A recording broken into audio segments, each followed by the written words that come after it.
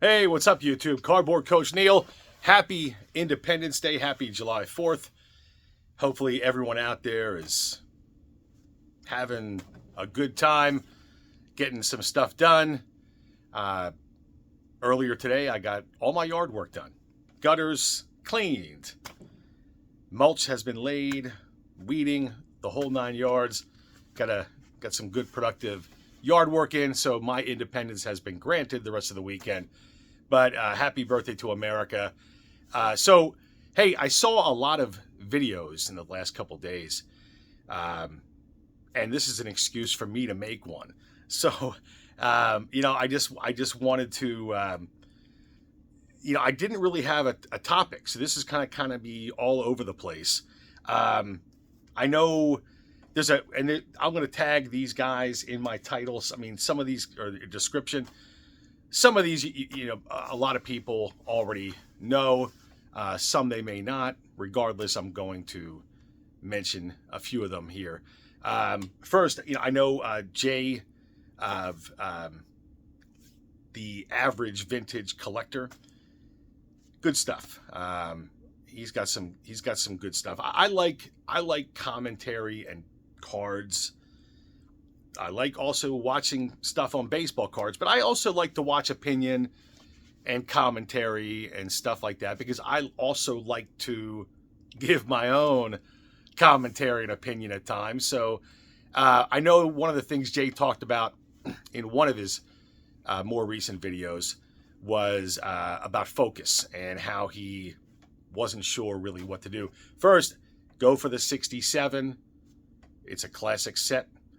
But if you don't have focus, that's, in my opinion, that's kind of a blessing, right? You can do whatever you want. You're not constricted. Never be constricted in this hobby. There's too many things out there to collect, too many things to enjoy, too many things to learn about. So if you don't have any focus, consider that in some ways a blessing. And I have been all over the place for the number of years I've been collecting. I mean, I got game used bats behind me. I was into that for a period of time. Still have some. I've actually learned quite a bit about identifying game used bats. And there's nothing, I love cards. There's nothing like them. I really enjoy baseball cards, but to get a game used bat, by a particular player and see the ball marks, the cleat marks, just a lot of different things. It's pretty cool. So that's that. But during that time I was collecting bats, I also kind of got some other stuff and I was able to dig some of it out. I'll start with just what's right in front of me. And this is a Louisville Slugger. Famous Sluggers yearbook. These things they were kind of put out every year. I think this is one from the early 30s, but that's Jimmy Fox and Chuck Klein on the cover.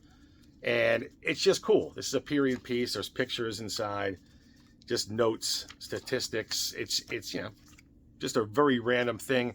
As I was rooting through some items, thought I'd show this. That's what you get when you go out of focus. Just a couple cool things. Pete Rose wiffle ball box from the 70s. Cheap, but cool. So I started looking into those as well. And here's one of Whitey Ford and Eddie Matthews. This one's from the 60s. Wiffle ball actually started back in the 50s. I don't know what this one is. This is Thurman Munson, but it must have been like a golf ball. Just a couple random things as I was out of focus. Getting back to the bats, here's a vintage Louisville Slugger. This is from the 50s. This would hang in a store. And we got Mantle up on top. We got Eddie Matthews in there. We got Jackie, of course, in there. A lot of the big-time hitters in this piece. It's a large piece. Again, wasn't like a giveaway or anything. It's kind of like a thicker cardboard stock. And these would just be kind of like in the store. So just cool, random items. I did find this a couple months ago. I posted on Facebook. This was actually a gift, but sometimes you remember that you have some things, but you kind of forget you have them, if that makes sense. This is a 1971 Bazooka box. People tell me I should get it graded. Maybe I would, but if I did, I don't know. I mean, I kind of like it like this. Got Pete Rose right in the middle. And this was one of the ones I was actually going to show, I don't know, about a month ago when I was on the Mount Rushmore show talking about A's, because Bert Campaneris had a really, really good career. Numerous times he was an all-star, good shortstop, a lot of speed, but it's just a cool thing. And of course, there's Pete Rose in the middle and Orlando Cepeda as a Brave. But if you don't have a Bazooka box and you're thinking about getting one, well, you may. They're just cool. I mean, it's very colorful, very baseball. Look at the back of that thing. It's just good graphics. It's uncut. It will remain that way unless the next owner, whoever that is, decides to cut it up. So that's just a couple of random items. So, as I was digging, I found this too. A Terry Mulholland 1990 Topps card. Why do I have that in a top loader? So I could put it with his 1990 Topps contract. I bought this years and years ago, and this is one I forgot I had. It's signed by Cy Berger, and that's kind of one of the reasons I bought it. But as you can see, this is like a Topps player contract for one Terry Mulholland, and that's the card they put out that year. So I thought that was kind of cool as a Phillies collector. And Terry Mulholland was actually a pretty good pitcher. The other one I have, let me just get this little thing. Well, it doesn't matter. 73 Greg Luzinski. I love the Bull as a kid. He was a great hitter in the 70s. Still operates a barbecue up at Citizens Bank Park. By the way, if you ever go to Citizens Bank Park, get Bull's Barbecue. It's Citizens Bank Park. I've been to I don't know how many baseball stadiums, close to 10. And Citizens Bank Park is up there with the food. They really got some good stuff. 73 Topps, Greg Luzinski, and his 73 Topps contract. This one is not signed by Cy Berger, someone else. But I got this from the Topps vault. I probably got these, I don't know, 15, 20, probably 20 or more years ago. But every now and then the Topps vault puts out, or I don't know if they do anymore, but they used to put out some good stuff. Some stuff went for a pretty penny. I think I paid less than $10 a piece, $20 a piece for both for these items. And they're probably worth at least $10 each, so I may have lost a few bucks. I don't know. I mean, I don't, they're just cool.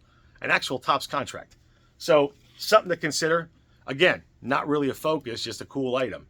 Here's another one. This is from the Phillies itself. It's a Ron Reed player check. $9,000 for Mr. Ron Reed, who actually was he was a decent middle relief pitcher. Kind of good durability, could come in, just get, bridge that gap between the starter and the closer when in tight games. It was good stuff. And then from 1976, this is mine when I was a kid. It's beat up. I don't even know if it plays anymore, but this is Phillies Fever from 1976. Luzinski, Cash, Boa, Maddox, and Schmidt on the back and on the front. It's very, very beat up, but it's just cool. Google this song, Phillies Fever, 1976. You will find that it is an awful, awful song. But I wanted to share that with you. So Jay was talking about how he was trying to figure out his focus. You don't need to figure it out. Your focus is going to come to you. It's going to present itself like the sword of Gryffindor in Harry Potter. And you'll be able to, it's going to be very clear as to what you got to do. So the other video I saw, and I saw these, two of these today. I saw Jason, the everyday card collector. He's talking about eye appeal. And he made some good points. And basically, eye appeal gets talked about all the time. You see it on Facebook. You see it on an eBay listing. Eye appeal in big bold letters with sometimes 3 or 4 exclamation points. Yeah, we get it. We can kind of judge ourselves. And I think that's what Jason was talking about. And I agree. If you like the card, well, then it works for you. I don't know who said it. He's going to remind me, but someone said my appeal. I like that even better. Was that Mike Petty? It might have been. But my appeal, I like that little term. Eye appeal is whatever you think is. If it works for you, it's tremendous. So I'm moving on. Again, I don't plan these things. I just kind of wing it. I'm trying to remember. Oh, Theo. So Theo, the Clemente collector, he's put out, I think there are going to be 8 total, just topical discussions with 4, well, I guess, panelists. And it's been pretty cool. I've been watching them. He's got a great Clemente collection. I mean, he's got a lot of followers, so I'm sure you guys have seen that. But just a tremendous collection that's always behind him. And I'm always looking to see what that thing is. What is that over there? So maybe one day I'll ask him. He's got, by the way, if he does see this, you have these really big, looks like thick cardboard action shots. One is Clemente. I'd like to know more about that, maybe, because that looks pretty cool. But yeah, one of his things he was talking about was toys. And somewhere I did say, it wasn't a thing about toys, but it was more of he used toys as an analogy. Well, I still collect toys. I'm a big Star Wars fan. This is a 1988 Darth Vader glass leet, which is a Spanish type of figure, a variant, a manufacturer, a different type of plastic. But I'll tell you what, I got into these Star Wars figures 7-8 years ago, and this is graded, but this holder is fantastic. So look, cards and Star Wars. I'm a double nerd, but I like them both. So that's all I got about that. But Theo, I told you I was going to show a toy. There it is. And last was Aaron from Value Vintage this morning put out a video, which was followed by Sammy Thunder. Speaking of which, one of the things not to get off topic, but who cares? There's really no topic. There's no flow. Here's another thing I found. It's a 1954 Art Flynn and Associate Willie Mays advertising brochure. So Art Flynn and Associates was the PR firm for the New York Giants. Willie Mays in 54, having missed 53, and I think the latter part of the 52 season was back, and they were just showing what they can do for the company if they want a Willie Mays guest spot. This is a 1954 Willie Mays Art Flynn and Associates advertising brochure, PR brochure. Again, no focus, but a cool item and something that can fit anywhere because it's very thin. You can just tuck it in a book if you wanted to. But so Aaron was showing, in honor of Independence Day, red, white, and blue cards. And I thought that was fantastic. I picked out 3 different ones, so let's get started. And again, you're going to have to use your imagination. Some of these are obviously red and blue, but some, if they have a white border, I'm just considering it as white. First one is the 1914 Cracker Jack, Stuffy McInnes. This is one of my favorite cards, one of my favorite pickups this year. It's just a great image. And I know Cracker Jacks are pretty popular, but having, if you ever see one, if you don't own one, right, and you ever see one, kind of look at it because the texture on these things, it's just really, really nice.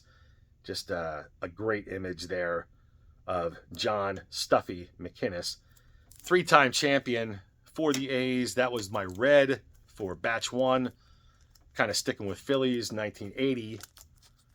The white border counts as white. That's Mike Schmidt, first of his 3 MVP years. Great year for the Phillies and great year for a young Phillies fan, because it didn't happen again until I was an adult. But that's the white, and then one of the greatest announcers in Philly history, and a tremendous center fielder, Richie Ashburn. There's my blue one. This is signed, and I just love this card. Red and blue, I guess that could have counted. So that's round one. Round two, this is something I was going to use on a channel. This is something everyone should have. One of the greatest all-star sets ever made, and one of Mickey Mantle's best-looking cards. This is the 1958 All-Star Mickey Mantle. Just a really nice card. There's that eye appeal, even considering the grade. This is a VG3. To me, this is X-Mint. I mean, to me, cards are, growing up, they were poor, they were VG, they were X-Mint, or X, and then they were kind of mint. That's how grading should be. It should be like those 4 things, with maybe like a plus or minus, right? But then it would turn into a whole different thing. But any event, that's a great looking card. The white card, a card everyone should have. This guy was the start.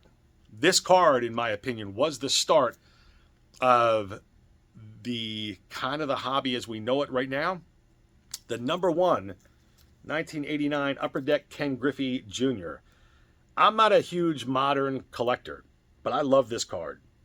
This is a card that, to me, just transcends vintage into modern.